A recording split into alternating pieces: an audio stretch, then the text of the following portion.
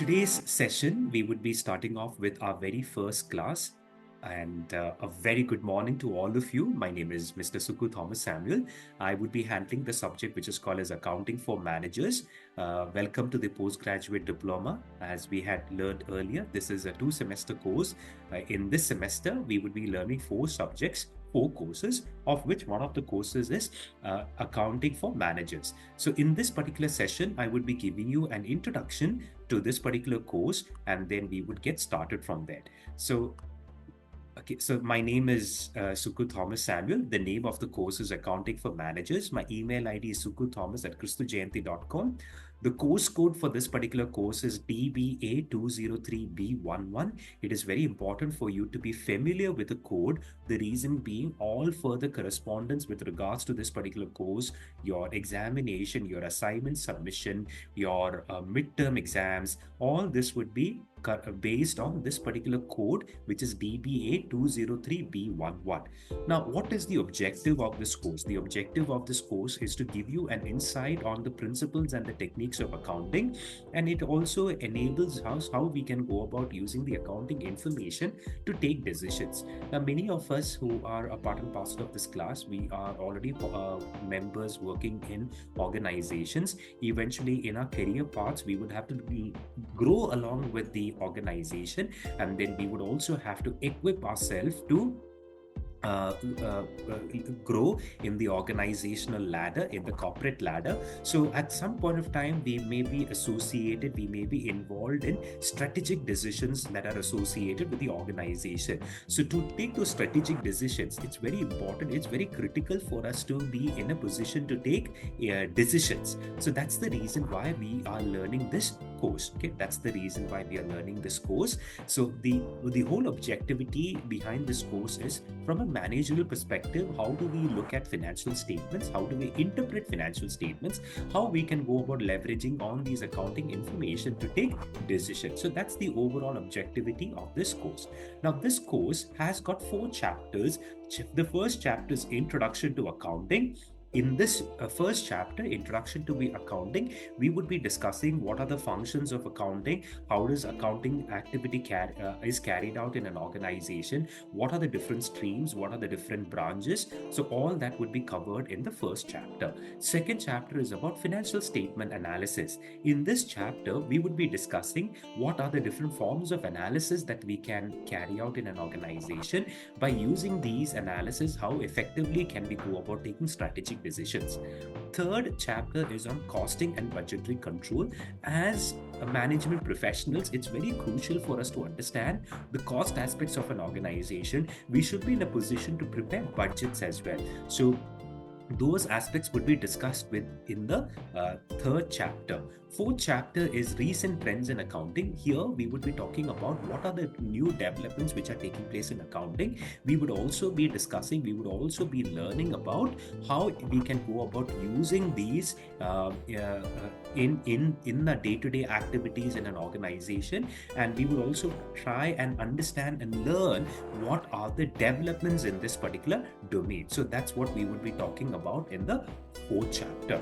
So we would definitely be dealing with numerical concepts. The first 3 chapters, that is Introduction to Accounting, Financial Statement Analysis, Cost and Budgetary Control, we would definitely be dealing with numerical aspects. First chapter, we would be learning preparation of final accounts. Second chapter, we would be learning ratio analysis. Third chapter, we would be learning how to prepare budgets.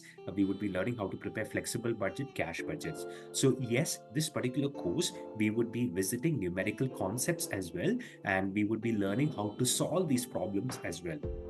So as much as possible, the entire course, we would try and look at the theoretical concepts, and we will try and correlate that with the industry applications, the industry activities as well, so that it becomes very easy for us, especially when we go back to our companies, when we go back to our organizations, it becomes easy for us to navigate through these functionalities.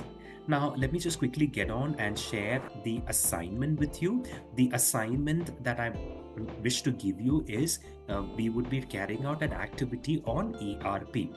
Now, what is ERP? ERP stands for Enterprise Resource Planning. Now, we understand that today organizations, they are following an integrated approach, and many organizations would be using ERP. I'm quite sure in your organizations as well, depending on the size of your organization, depending on the investment capacity of the organization, they would definitely be using a ERP solution. So if you're in an organization which uses SAP or Oracle or Zoho or Udo. So all these are ERP modules which has caught in a lot of attention. Now, why do organizations need ERP? ERP would help them to carry out the functionalities effectively, and also it will facilitate the integration between multiple departments. So we understand that today companies, organizations are no longer restricted by geographical boundaries. They are functioning beyond boundaries. So to ensure that these activities happen effectively, we definitely need an integrated platform which helps us to carry out these cross-functional activities. So what I want you to do is I want you to research about an ERP module, ERP software which has got an accounting module.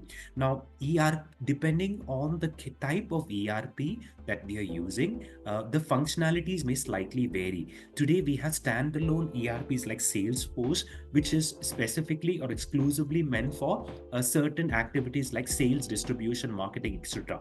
However, most of the ERPs that we come across today, they would be having an accounting module. So I want you to identify a ERP which has got an accounting module. I want you to study the features and the capabilities of these accounting modules, and especially understand the integration of the accounting module with the overall ERP.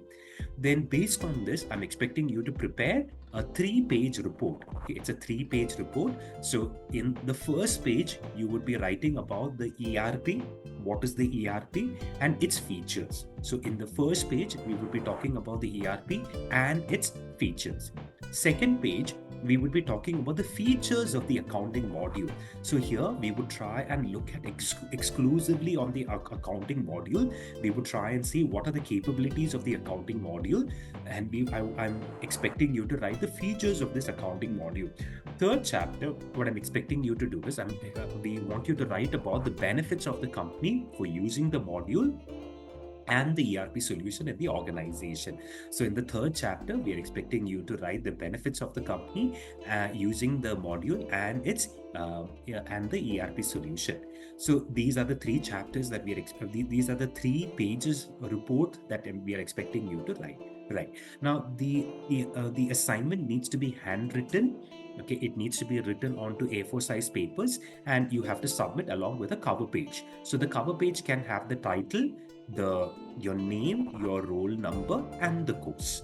So this is the assignment topic that I wish to give you. So once again, a summary of the assignment: identify an ERP with the accounting module, a 3-page report on the ERP solution. The first page, introduction to the ERP and its features. Second page, features of the accounting module. Third page, benefits of using the accounting module and the ERP solution for the organization. So the assignment can be handwritten on A4 size paper. It can be submitted with a cover page. So that's the assignment for this particular course, and I'm expecting you to submit this at the earliest so that you could be free to submit the assignments of the other courses as well.